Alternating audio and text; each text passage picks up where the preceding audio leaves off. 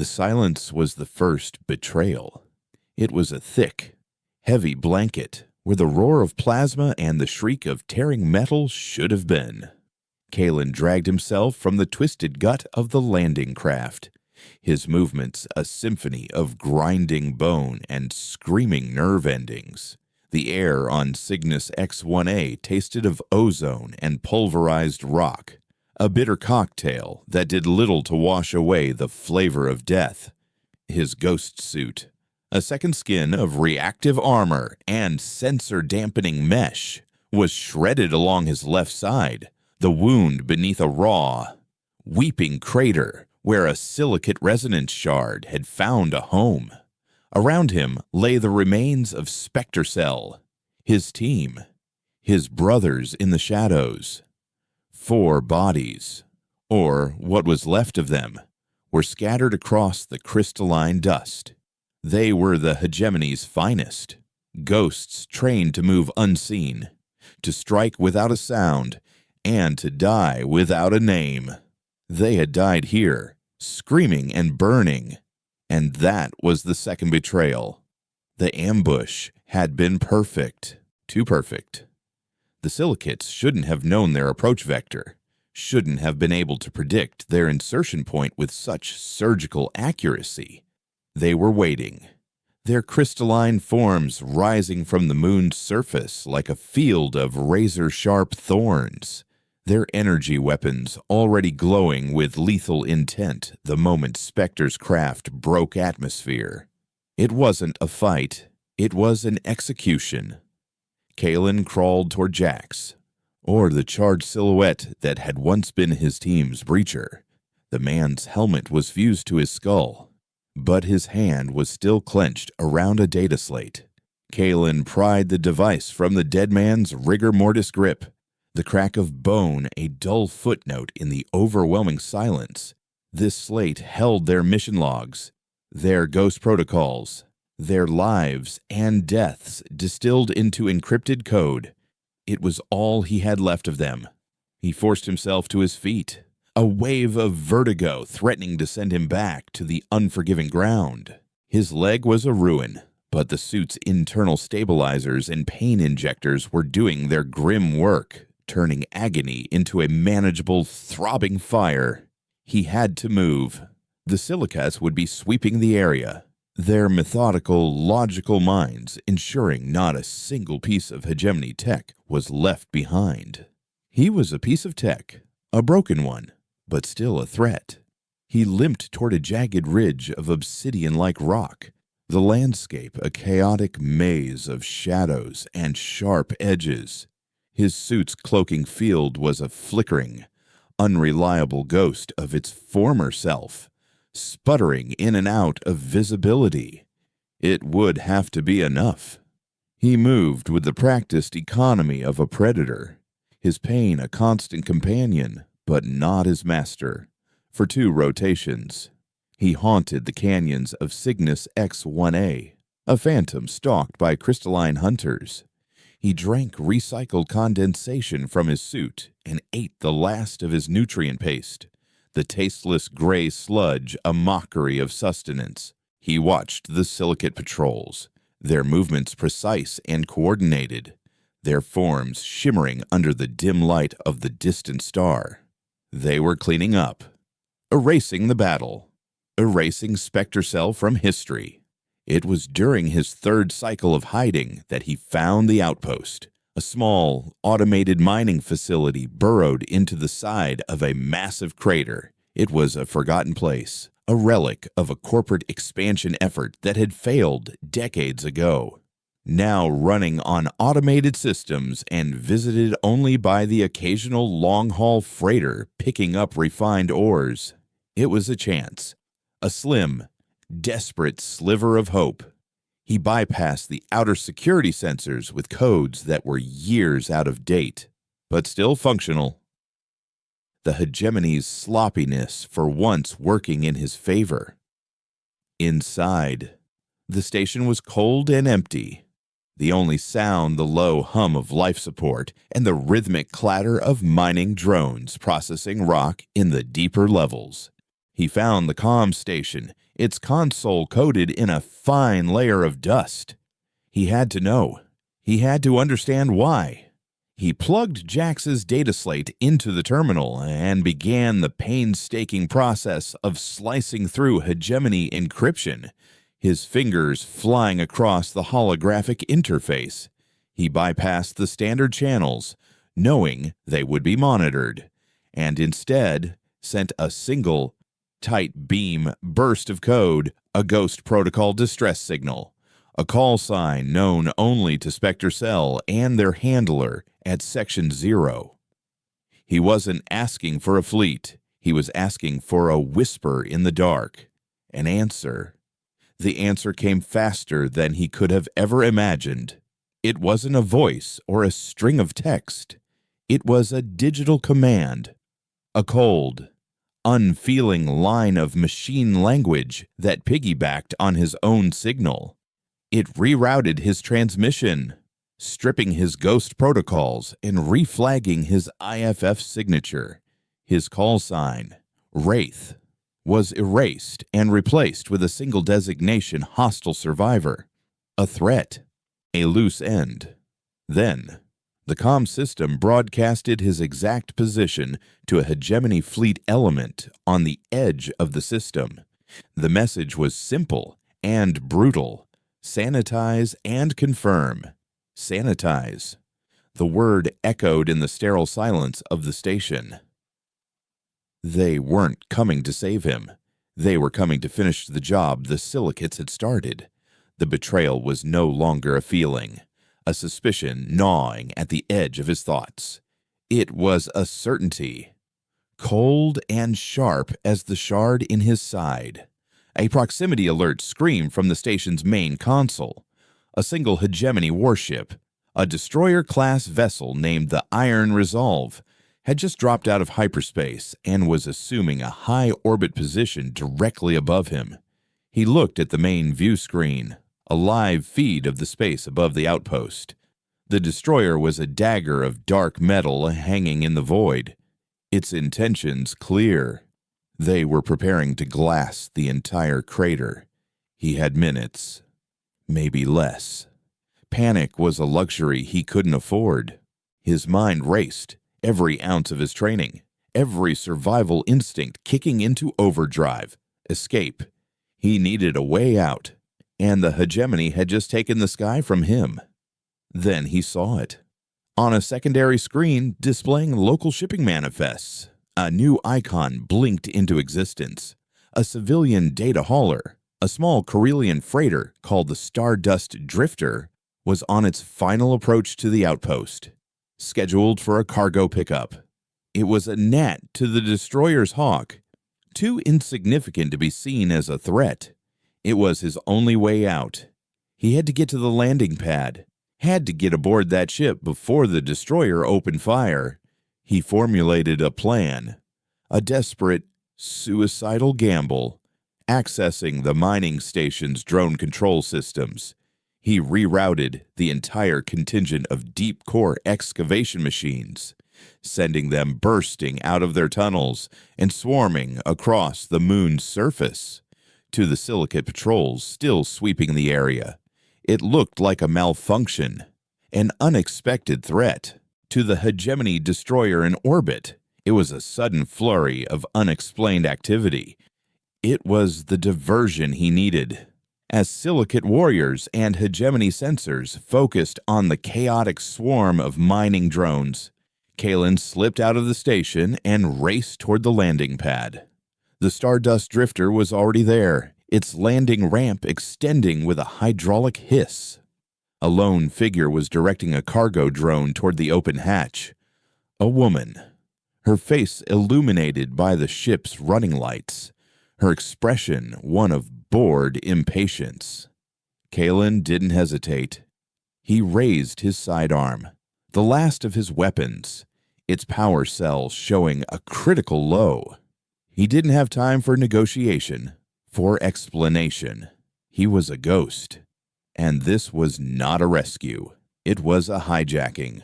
The woman, Anya, barely had time to register his shredded, blood-soaked form before he was on her, his hand clamping over her mouth. The cold barrel of the pistol pressed against her temple. Her eyes went wide with terror, but he gave her no time to scream. "Get us out of here. Now," he rasped, his voice raw from disuse. "Don't talk. Don't signal. Just fly." He shoved her up the ramp and into the cockpit, the metallic tang of her fear sharp in the recycled air. She was a fighter. He'd give her that. She tried to trip an alarm, to reach for a concealed weapon, but he was faster, his movements born of a lifetime of violence. He forced her into the pilot seat, his gun never wavering. "Lift off," he commanded, his eyes darting to the tactical display. A red warning light was flashing.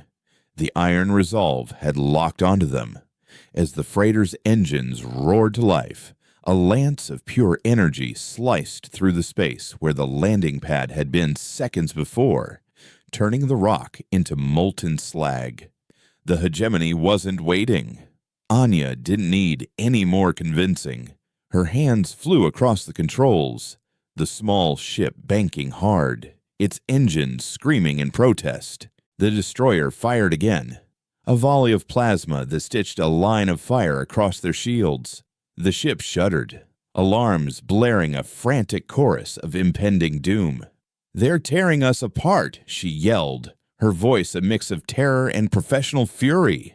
"Get us into the asteroid field," Kalen ordered, pointing to a dense cluster of debris on the navigation chart. "Use it for cover." She was a hell of a pilot. She threw the Stardust Drifter into a spiraling, gut-wrenching maneuver, weaving through the massive chunks of rock and ice like a needle through a stone forest. The destroyer's main guns couldn't get a clean lock, its shots blasting asteroids into dust clouds that further obscured their escape. A final, desperate shot caught their stern, the impact throwing Kalen across the cockpit. The lights flickered and died, plunging them into darkness before the emergency power kicked in, casting the bridge in a blood-red glow. "Shields are gone. Hull breach on Deck 3. Anya shouted over the cacophony. "Jump!" Kalen roared, pulling himself up. "Anywhere, just jump." She slammed her palm onto the hyperspace activator. The stars outside the viewport elongated into streaks of white and blue, the familiar, disorienting lurch of entering the slipstream a welcome reprieve. Then, silence. They were safe, adrift in the unreal calm of hyperspace. The only sounds were the groaning of the damaged hull and their own ragged breathing. Kalen slumped into the co-pilot's chair, the adrenaline that had kept him going finally draining away, leaving behind a vast, empty ocean of pain. He looked at the data slate still clutched in his hand. With trembling fingers, he accessed the pre-mission intel one last time, digging deeper into the encryption, past the mission parameters and target data, into the authorization codes buried at the very core of the file. There, hidden beneath layers of Black Ops security, was a single digital signature, a name: Admiral Valerius, the head of Section 0, the man who had sent Spectre Cell on their final mission, Operation Cinderfall. The file was titled, "A Name for a Funeral Pyre." His vengeance now had a name. He wasn't just a survivor anymore. He was the ghost they had failed to put in the ground, and he was coming back to haunt them all. The exit from hyperspace was less a transition and more a violent expulsion. The Stardust Drifter dropped back into real space with a shudder that vibrated through Kalen's very bones. The tortured groan of stressed metal, a final damning punctuation mark to their escape. The bridge was a chaotic diorama of their near demise, bathed in the hellish red of emergency lighting. Sparks rained down from a ruptured power conduit above the nav console, and the air was thick with the acrid smell of burnt wiring and vaporized coolant. Anya was a rigid silhouette in the pilot's chair, her knuckles white where she gripped the controls, her breath coming in ragged, angry gasps.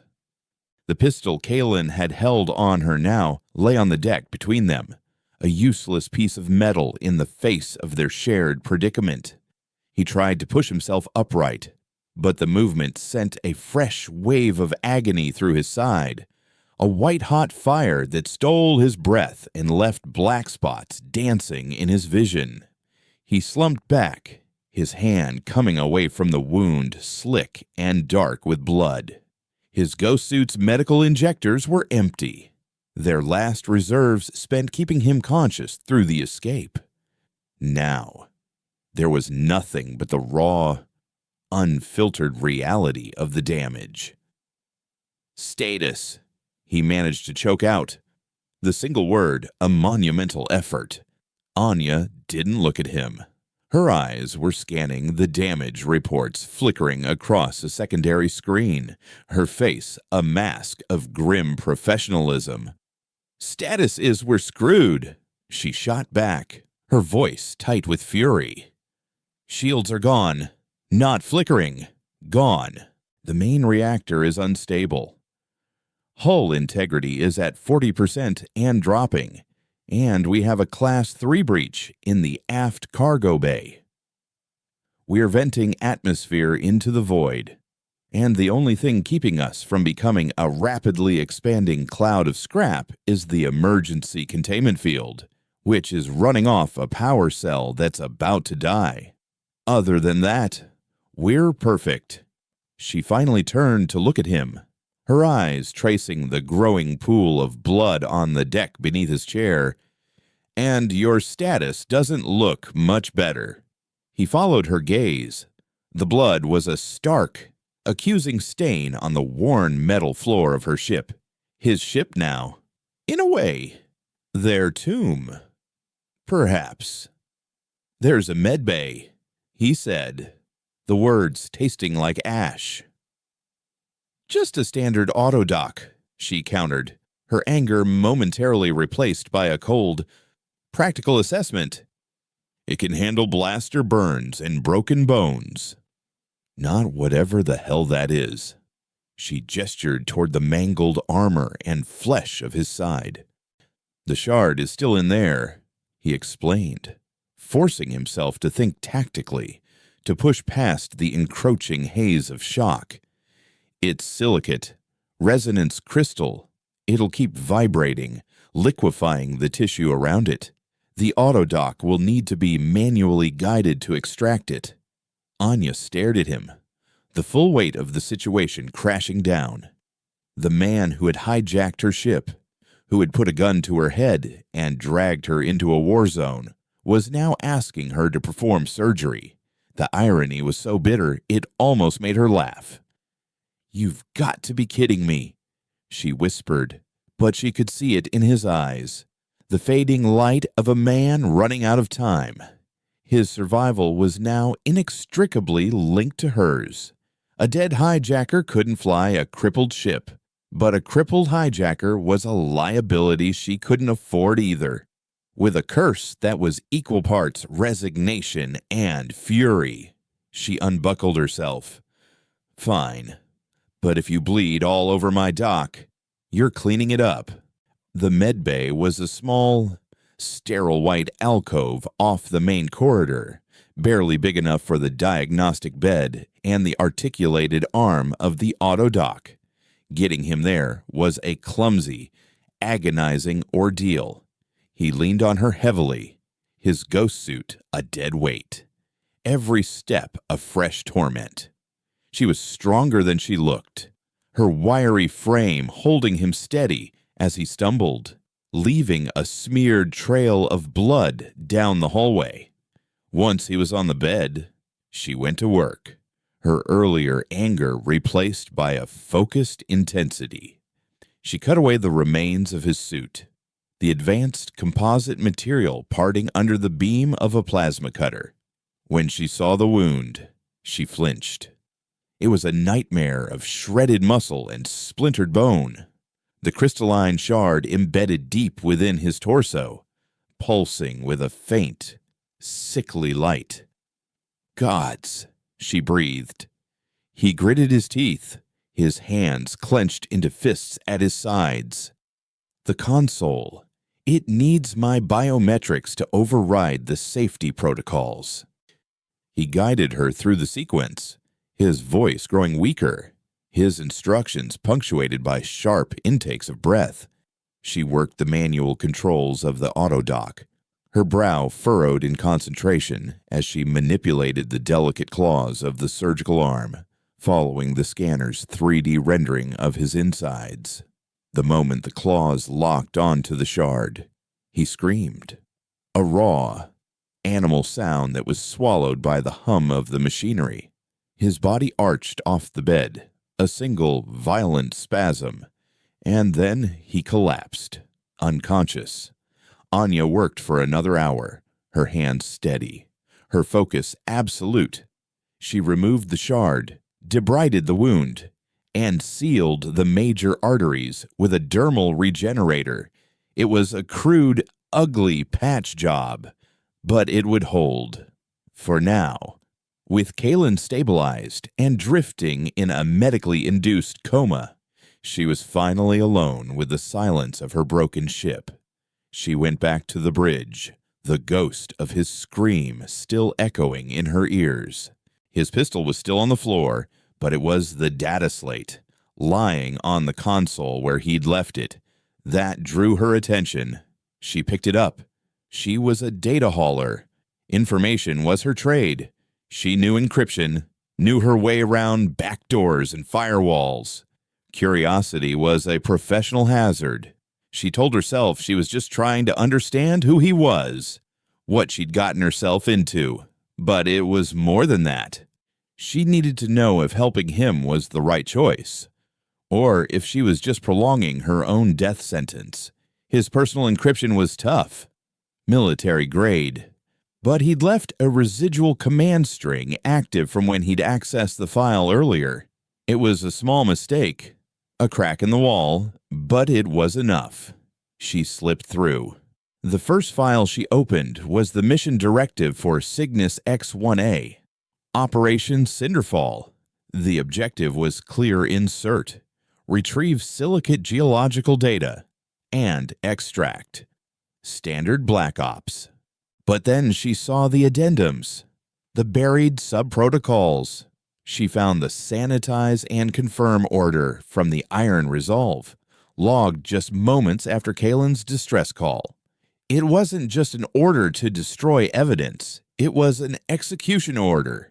She found personnel files, Spectre Cell, 4 operatives, all decorated, all with records so classified they were practically myths. And then there was him, Kaylin, call sign Wraith. His service record was a long, dark tapestry of silent wars fought in the shadows of the hegemony.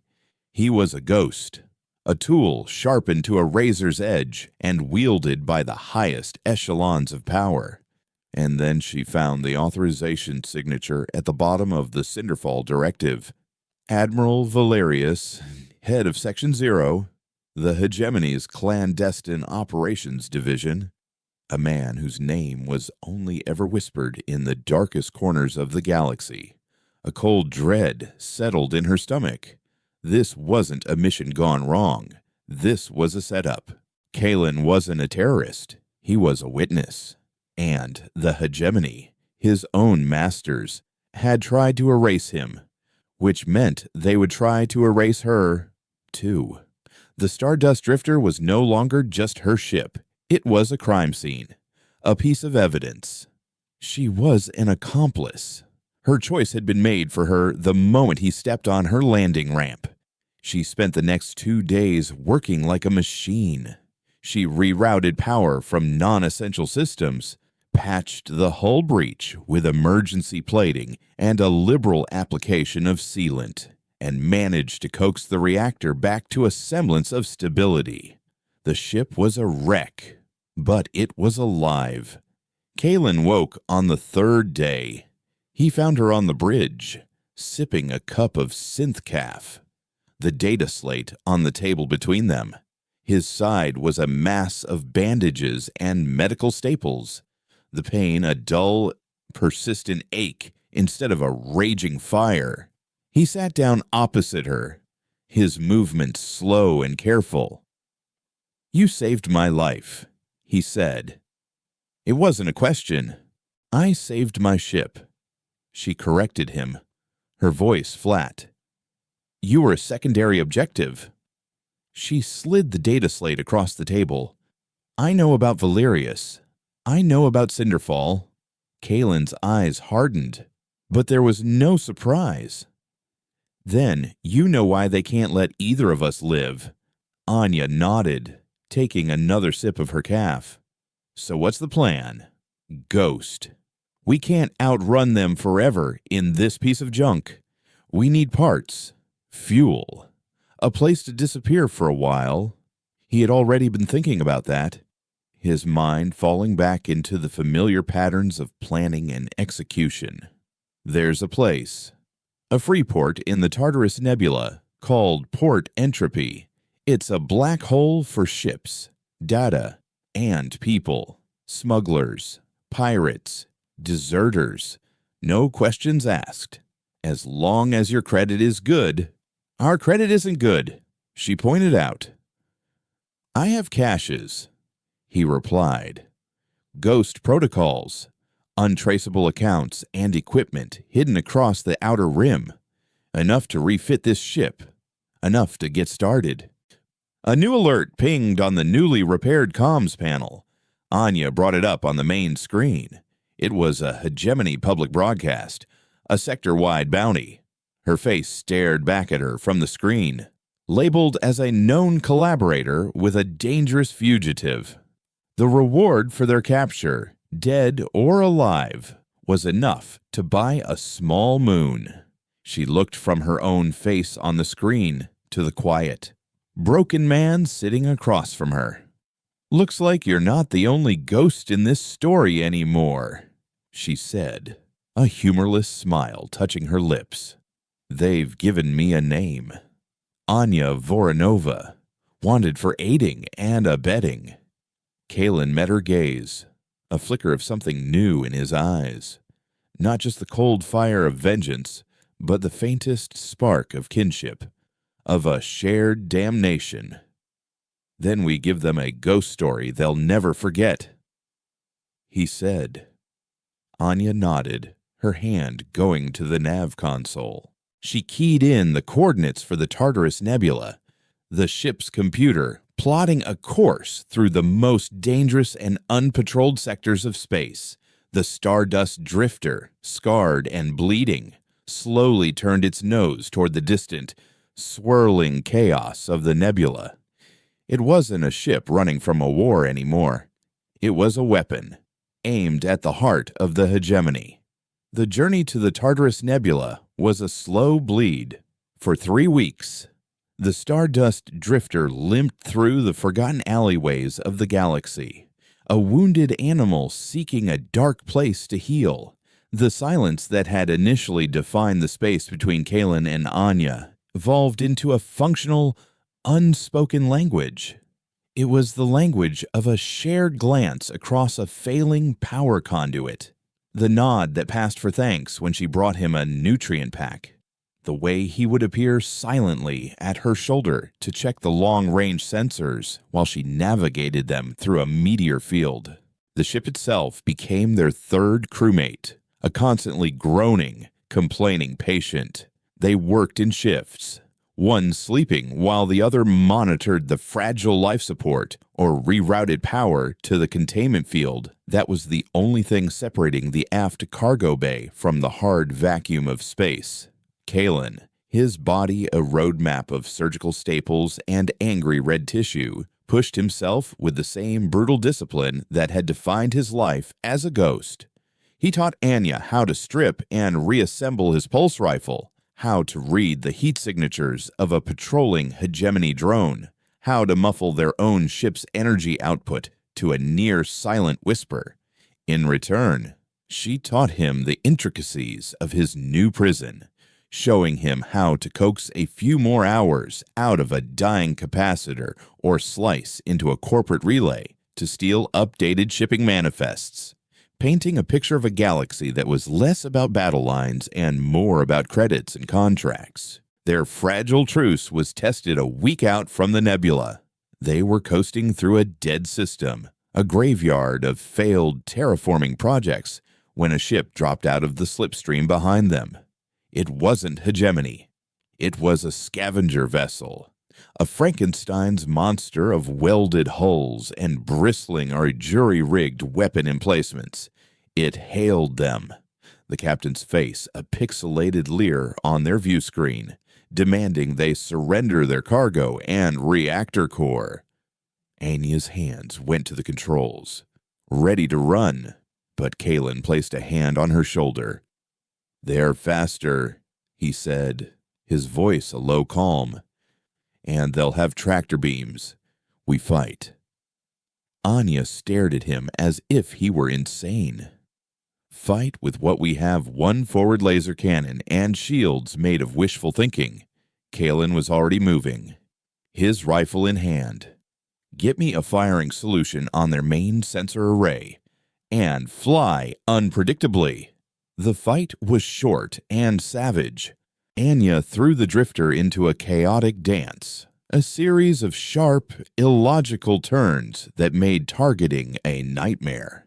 The scavengers, expecting a compliant merchant vessel, were caught off guard. Kalen, braced against the cockpit wall, fired the single laser cannon with the precision of a sniper. He didn't aim for their weapons or their bridge. He aimed for the delicate, exposed nodes of their sensor dish.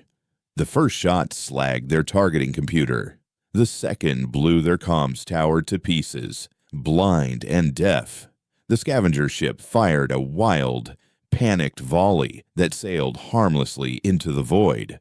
Before they could recover, Anya had already spun the drifter around and slammed the hyperspace lever, leaving the pirates crippled and confused in their wake. They didn't speak for an hour after that, the adrenaline slowly seeping out of the recycled air. Anya finally broke the silence. "You're not a soldier," she said, her eyes fixed on the swirling blue tunnel of hyperspace. "You're a scalpel." He didn't reply, but he understood. She was beginning to see the man behind the ghost, the lethal purpose that had been honed into an art form, and he was beginning to see the steel beneath her sarcastic exterior. They were two broken pieces that, for now, fit together. The Tartarus Nebula, when they finally arrived, was a breathtaking and terrifying sight. It was a celestial graveyard, a vast, swirling cloud of incandescent gas and dark matter, where newborn stars fought for life against the crushing gravity of unseen black holes. It was a place where the laws of physics seemed to be suggestions rather than rules, and it was the perfect hiding place. At its heart was Port Entropy. It wasn't a planet or a station in the traditional sense, but a sprawling, chaotic agglomeration of asteroids, hollowed-out capital ship hulls, and modular habitats, all chained together and locked in a stable orbit around a dormant neutron star. Docking arms like skeletal fingers reached out into the void, guiding ships into a dizzying maze of landing bays and service tunnels. Neon signs in a dozen languages flickered erratically, advertising everything from weapons modifications to synthetic pleasure dens. The port hummed with a constant, low-frequency energy, the sound of a million desperate deals being made at once. Anya navigated them in under a forged transponder, the Stardust Drifter now masquerading as a humble ore freighter named the Lucky Charm. They settled into a docking bay in the Rust Quarter, a section of the port known for its discreet shipwrights and its lack of official oversight. The moment the ramp lowered, the unique atmosphere of port entropy hit them. The air tasted of ozone, spilled fuel, and 100 different alien spices from nearby food stalls. It was a place of perpetual twilight, lit by the glow of welding torches and holographic advertisements. Droids and aliens of every description hurried through the crowded corridors, their faces hidden by hoods or environmental masks. Every shadow seemed to hold a potential threat, every glance a calculation of worth and weakness. "First rule of entropy," Kalen said, pulling the hood of a drab civilian cloak over his head. "Trust no one. Everyone here is running from something, and they'll sell you out for a full tank of fuel." His cash was hidden in the most public of places, a secure locker in the central transit hub. Using a series of coded phrases at a public terminal, he converted a portion of his ghost funds into untraceable hard credits. The locker hissed open to reveal several credit chits, a set of high-grade slicing tools, a compact EMP generator, and 2 unmarked sidearms. He handed one of the pistols to Anya. She took it, the weight of it both foreign and grimly reassuring in her hand. "Second rule," he said, "be prepared to use this."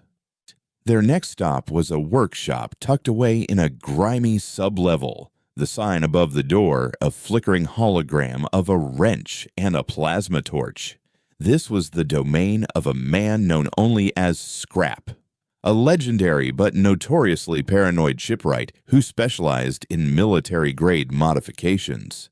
They found him hunched over the exposed engine of a beat-up starfighter, a cloud of foul-smelling smoke rising from his auto-welder. He was a wiry old man with a face like a crumpled map, one eye a milky white, the other a cybernetic replacement that whirred as it scanned them. "What do you want?" he grunted without looking up. "I don't fix garbage haulers." "We need a complete refit," Kalen said, his voice low. "Engine overhaul, new shield emitters, weapon emplacements, and a sensor-dampening hull coating." Scrap finally powered down his welder and turned, his cybernetic eye focusing on Kalen with unnerving intensity. "That's military spec, the kind of stuff that gets you noticed by people you don't want noticing you. Hegemony people." He spat a stream of brown liquid onto the floor. "I'm retired from that kind of work. The ship is a Corellian freighter, the Lucky Charm." Anya interjected, stepping forward. "Her reactor is unstable, but the frame is solid. We have the schematics. We want to install twin Mark IV shield generators, reroute the power conduits to support 3 dorsal turret mounts, and replace the sublight engines with repurposed interceptor drives." Scrap's good eye narrowed, a flicker of professional interest cutting through his cynicism. He looked from Anya's confident technical recitation to Kalen's coiled, dangerous stillness. "You talk like an engineer, but he moves like a spook," Scrap observed. "Dangerous combination." "We pay well," Kalen said, placing a heavy credit chit on the workbench. It was more money than Scrap had probably seen in a year. The old man stared at the chit, then back at them. His cybernetic eye whirred, zooming in on Kalen's face. A flicker of recognition crossed his features. He glanced at a public news terminal in the corner of his workshop. A security feed was playing on a loop, showing a list of the galaxy's most wanted. Kalen and Anya's faces were near the top. "Your credit is good," Scrap said slowly, picking up the chit. "But your faces are poison. A bounty like that, it makes people careless. Desperate." He looked at the mangled hull of the starfighter he was working on. Bringing the hegemony's wrath down on my head is bad for business. We're not bringing anyone, Kalen said, his voice dropping to a near whisper. We're taking the fight to them. We just need the tools. You help us, and we'll be gone before anyone is the wiser. You refuse, and we walk out that door. But that bounty notice isn't going anywhere. Someone on this station will recognize us eventually, and they'll remember we came to see you first. It was a threat, veiled in logic. Scrap understood it perfectly. He was already implicated just by their presence. He ran a grimy hand over his bald head, the gears of calculation turning behind his eyes. Finally, he let out a long, weary sigh. Get your piece of junk to Bay 7, he grumbled, and stay out of sight. The refit will take 10 days and cost you double. He looked Kalen dead in the eye. And when you're done, I never want to see either of you again. As they walked back through the crowded corridors, the weight of 100 suspicious eyes on their backs, Anya felt a chill that had nothing to do with the station's temperature.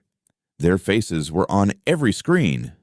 They were trapped in a cage full of predators, trying to rearm. 10 days, she said quietly. Can we survive here for 10 days? Kalen stopped in front of a flickering terminal displaying the bounty. He stared at the face of Admiral Valerius, whose image was briefly shown as the issuing authority. We have to, he said, his voice like flint. He looked at the schematics for the Stardust Drifter on his data slate. Scrap thinks we're just trying to run faster, hide better. His finger traced the outline of a new weapon mount. We're not just fixing her, he murmured, a dangerous light in his eyes. We're giving her teeth. The 10 days in port entropy were a masterclass in paranoia. Kalen and Anya confined themselves to the cramped, oil-stained crew quarters of the Stardust Drifter, now a gutted skeleton in Scrap's workshop. The hiss of plasma cutters and the percussive clang of automated hammers became the soundtrack to their confinement. They lived on nutrient bars and recycled water, venturing out only when absolutely necessary, their faces obscured by hoods and the constant, shifting crowds of the Rust Quarter. Kalen used the time to delve deeper into the data slate, sifting through the layers of Operation Cinderfall. He was no longer just looking for evidence. He was hunting for weaknesses, for patterns. He cross-referenced Valerius's communiques with hegemony fleet movements and corporate supply chains, building a complex web of deceit.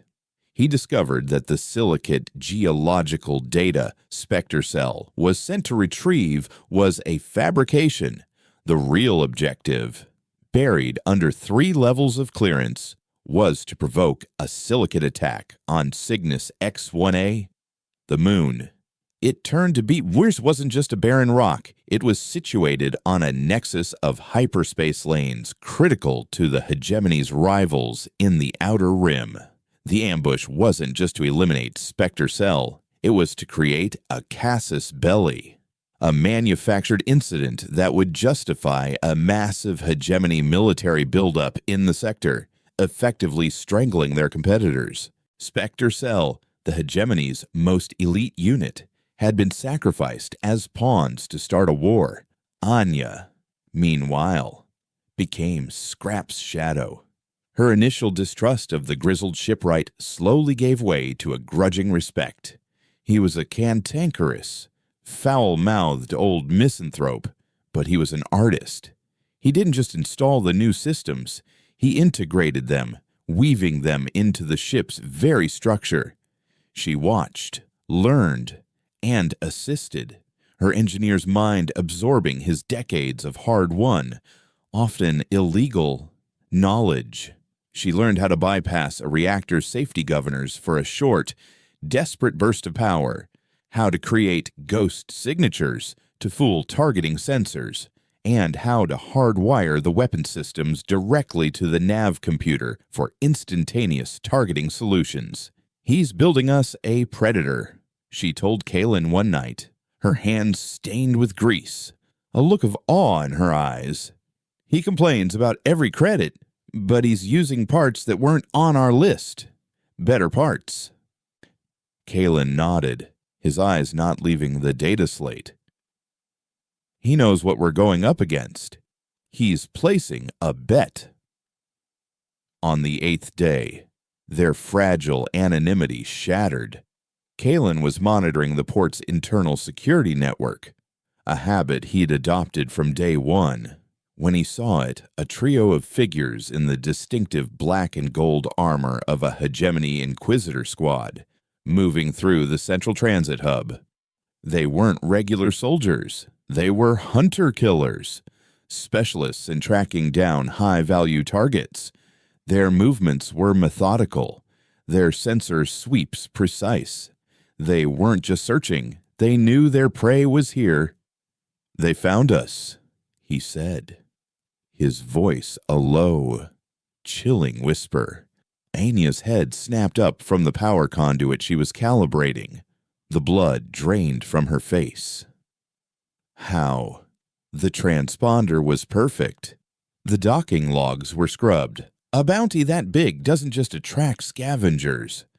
Kaylin cut in, his mind already calculating trajectories and kill zones. It attracts professionals. Someone on this station sold us out. He looked at the workshop's single, heavily reinforced entrance. They'll start in the Rust Quarter. It's the logical place to look for a ship in need of a clandestine refit. They'll be here within the hour. Panic was a cold knot in Anya's stomach, but Kaylin's calm was infectious, terrifyingly absolute. He wasn't afraid. He was simply processing a new tactical reality. He was a ghost in his element. "The ship's not ready," she said, her voice trembling slightly. "The main power is still decoupled. The shields are offline." "Get them online," he ordered, his tone leaving no room for argument. "Give me reactor power and forward shields. Nothing else matters." He turned to Scrap, who had been watching the security feed over his shoulder, his face grim. "We need a diversion. Something big." The old man stared at the approaching Inquisitors on the screen, then at the half-finished war machine in his bay. A long, dormant spark of defiance flickered in his one good eye. He had spent years running from the hegemony, hiding in this forgotten corner of the galaxy, his hands building tools for smugglers and pirates. But this was different. This was a chance to throw a wrench into the gears of the empire that had taken everything from him. "The fuel depot," Scrap grunted, a wicked grin spreading across his wrinkled face. "The main promethium reserves for this entire sector, a single, well-placed charge in the primary ignition chamber."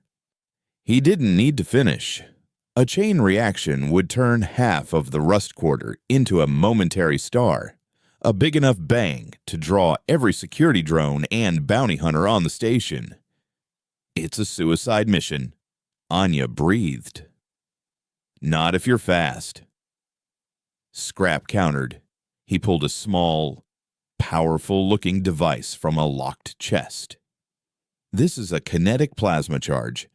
It'll go through 3 feet of reinforced durasteel. I'll plant it. You two get this ship ready to fly." He looked at Kaylin. "I'm not doing this for you, spook. I'm doing it because I want to see the look on Valerius's face when his prize pet bites his hand off." He gave them a final, grim nod and slipped out a back maintenance hatch, disappearing into the labyrinthine tunnels of the station. The next 20 minutes were a frantic race against time. Anya worked with a desperator-focused energy, her hands flying across control panels, sealing coolant lines and slamming power relays into place. Kalen stood guard at the door, his pulse rifle held at the ready, his senses tuned to the sounds of the corridor outside. He could hear them now, the methodical thud of armored boots on the metal grating, getting closer. The workshop's main door suddenly buckled inward, the sound of a thermal lance searing through the lock echoing like a gunshot. Kalen didn't wait for them to breach. He fired a single, calculated shot through the door at chest height. A muffled scream from the other side told him he'd found his mark. The Inquisitors responded with a volley of suppressing fire, peppering the door with plasma bolts. Just as they prepared to blow the door off its hinges, a deep, ground-shaking boom ripped through port entropy. The entire station shuddered, the lights flickering violently as emergency sirens began to wail. On the security feed, a massive fireball erupted from the fuel depot, a blossoming flower of destruction that engulfed several docking arms. Chaos erupted. The Inquisitors outside were momentarily distracted, their comms crackling with panicked reports. It was the opening Kalen needed. He kicked open the ruined door and met the remaining 2 hunters in the corridor. The fight was a brutal, close-quarters ballet of violence. He moved like a phantom, his ghost training taking over. He used the confined space to his advantage, deflecting a plasma bolt with the armored plating of his rifle, ducking under the swing of a stun baton, and driving his combat knife into the weak point of an Inquisitor's neck joint. The second one was faster, smarter. He anticipated Kalen's move, and they became a blur of black and gold, trading blows that would have pulped a normal man. As they fought, a voice screamed over the station-wide comms. Scrap's gravelly tone amplified and distorted. "Attention hegemony dogs. You wanted a ghost. You got a whole damn graveyard." A series of secondary explosions rocked the station. Scrap was taking out key structural supports and power junctions, turning his own sabotage into a final, defiant act of war. Back in the workshop, Anya slammed the final relay home. "Power is on forward shields at 60%. She yelled into her comm. The Stardust Drifter hummed to life, its new engines glowing with a fierce blue light. Its name, the Lucky Charm, was still painted on the hull. A final, bitter joke. Kalen heard her. He broke away from the remaining Inquisitor, diving back into the workshop as the bay doors began to grind open. He sprinted up the ramp just as the ship began to lift, its new interceptor drives shaking the entire structure. The Inquisitor, recovering, raised his rifle for a final, perfect shot from the cockpit. Anya saw him. Without thinking, she swiveled one of the newly installed dorsal turrets and fired. The weapon, designed to punch through the armored hull of a frigate, vaporized the Inquisitor and a 10-meter section of the corridor behind him. The recoil shook the ship, but the shot was true. The Stardust Drifter surged out of the exploding workshop, its sleek, now gunmetal gray hull a stark contrast to the chaos and fire consuming port entropy. They cleared the station just as a massive secondary explosion, likely Scrap's final goodbye, tore the Rust Quarter apart as they accelerated into the chaotic swirl of the nebula. Kalen looked back at the dying port, a funeral pyre for the one man who had helped them. He hadn't just given them teeth, he'd given them a chance, bought with his own life.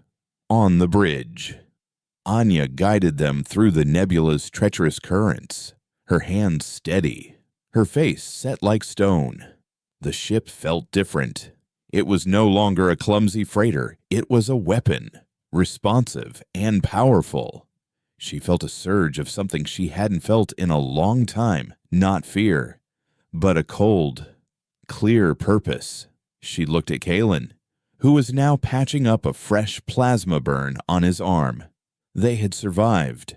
They had escaped. But they both knew this was no longer about survival. They had a warship. They had a target. And the hegemony had just shown them how far it was willing to go to bury its secrets.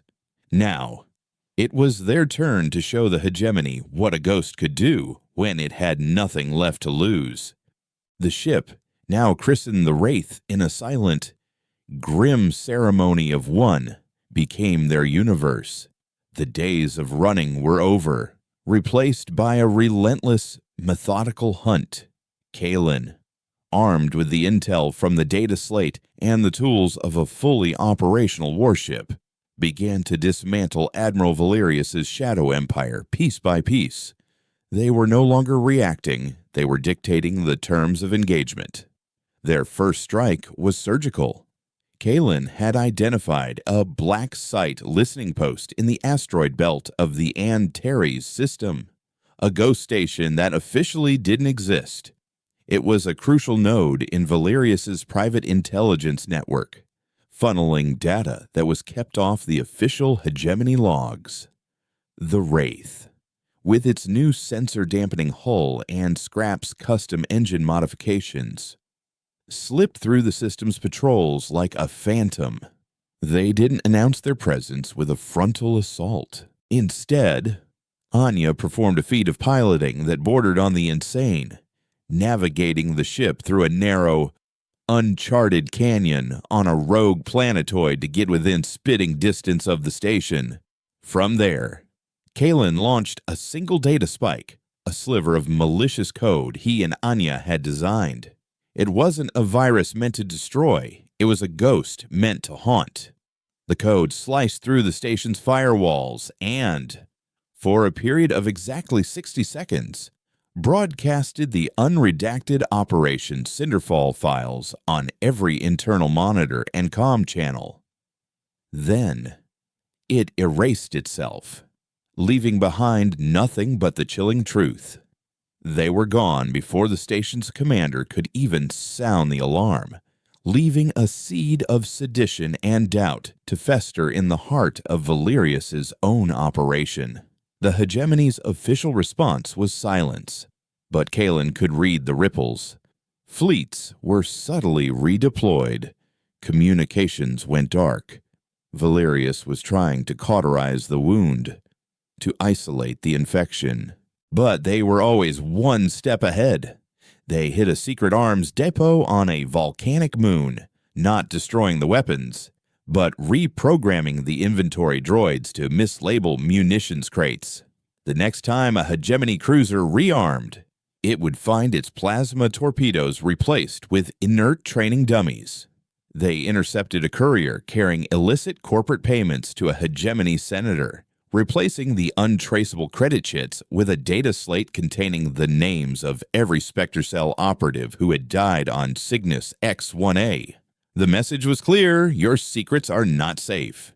Anya became an extension of the ship, her instincts and Kalen's tactical mind merging into a single, lethal entity. She could feel the subtle shifts in the engine's vibrations, could predict a patrol ship's vector before it even appeared on sensors. She was no longer just a pilot. She was the ghost's wings. During the long, quiet periods between strikes, a new dynamic formed between them. The professional respect had deepened into a strange, unspoken codependency. They had seen the worst of each other and had survived. One evening, as they orbited a silent, nameless gas giant, she found him staring at the data slate, his face illuminated by the holographic images of his fallen team. "Do you ever regret it?" she asked softly. He looked up, his eyes holding a depth of pain she had only ever glimpsed. "Every second," he said, his voice raw. "But regret doesn't bring them back. Justice might." Is this justice? She countered, gesturing to the tactical display that showed their next target. Or is it just tearing everything down? Valerius built an empire on the bones of my brothers, he said, his voice hardening. He used their honor to justify a war. I'm not tearing it down. I'm exposing the rot in the foundation. Sometimes. That's the only way to build something clean. The final target was ambitious, bordering on suicidal. The Iron Resolve, the very destroyer that had tried to execute him, the symbol of his betrayal, was scheduled to rendezvous with Admiral Valerius himself at a secure orbital platform above the planet of Corinth. It was a trap. They both knew it.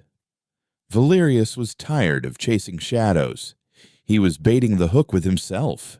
He was daring the ghost to come into the light. He'll have the entire sector fleet waiting for us, Anya said, her hands tracing the orbital paths on the nav chart. We go in. We don't come out. We won't go in like us, Kalen replied, a plan already forming. He transmitted a single, heavily encrypted message. It wasn't to a hidden cache or a secret contact.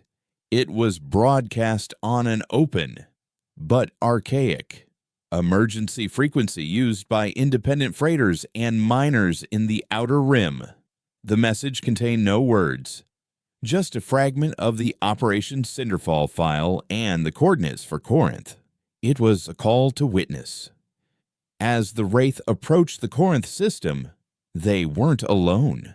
On the edge of the system, a ragtag fleet had assembled. There were battered ore haulers, sleek corporate couriers, grizzled scavenger crews, and even a few decommissioned patrol boats. They weren't an army, but they were a crowd. They had heard the whispers, seen the data leaks, and now they had come to see the truth for themselves. Valerius's fleet was there, a perfect wall of gray steel, with the Iron Resolve and the Admiral's flagship at its center. They saw the Wraith approach, a single, insignificant ship against an armada. They ignored the gathering of civilian vessels, dismissing them as vultures. That was their mistake. Anya didn't fly toward the fleet. She flew above it, on a polar orbit that Valerius's tacticians would deem strategically irrelevant. Then, she did the unthinkable. She cut the main engines and let gravity do the work. The Wraith began to fall. A silent, unpowered spear aimed directly at the Admiral's flagship. They'll shoot us down before we get halfway, she said, her hands hovering over the controls. They're expecting a fight, Kalen said, his eyes locked on the flagship. We're not giving them one. As the Wraith plummeted through the upper atmosphere of Corinth, alarms blaring across the hegemony fleet, Kalen broadcast his final message. It went out on every channel, overriding all other communications. His face, scarred and unyielding, appeared on the bridge of every ship. I am Kalen of Spectre Cell, he began, his voice calm and clear. The hegemony told you I was a terrorist. They lied. He didn't shout. He didn't make threats. He simply told the story.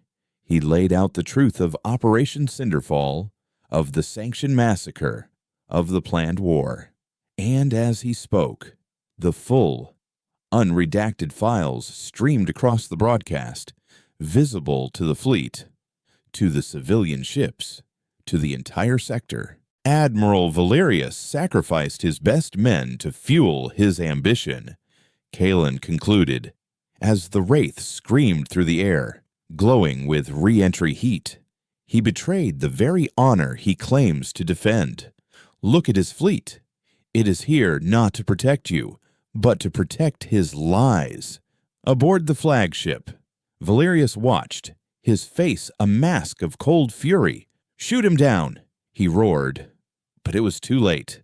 The captains of the hegemony fleet had seen the files. They had heard the testimony. They were looking at their orders to fire on a single, falling ship, while a dozen civilian vessels recorded their every move. Some hesitated.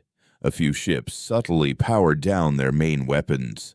The wall of steel had developed cracks. The iron resolve, its captain a loyalist to the last, fired. A lance of energy shot upward, but Anya was ready. She fired the engines at full power, not to escape, but to alter their trajectory. The blast missed them by meters, instead slicing through the wing of a nearby hegemony cruiser whose captain had refused to fire. The chain of command was broken. The Wraith didn't attack. It pulled up from its dive, skimmed the upper decks of Valerius's flagship, and then punched straight through the confused and fractured fleet, accelerating back into the void. They didn't fire a single shot. They didn't have to. The war was already over. They had won not with weapons, but with the truth. In the aftermath, the hegemony fractured. Admiral Valerius was recalled to face a tribunal, his career and his shadow empire in ruins. The Corinth sector erupted in open rebellion, fueled by the civilian captains who had witnessed the truth firsthand. A new, independent alliance began to form in the Outer Rim, built on the wreckage of the hegemony's lies. Kaelin and Anya watched it all from a distant, quiet corner of the galaxy. The Wraith was docked at a small, independent outpost on a world with twin suns and oceans of purple sand. Their faces were no longer on any bounty lists. To some, Kaelin was a hero. To others, a traitor who had shattered a century of stability. To himself, he was just a man who had kept a promise to the dead. He stood with Anya on a windswept mesa, watching the twin suns set. The data slate lay on the ground between them, its screen dark. "What now?" she asked. He looked at the horizon, at the endless expanse of a galaxy that was now, for the first time, truly free to choose its own path. The fire of vengeance that had driven him was gone, replaced by a quiet, weary peace. He was no longer a ghost haunted by the past. "Now," he said, a faint smile touching his lips as he reached out and took her hand. "We see what grows in the light,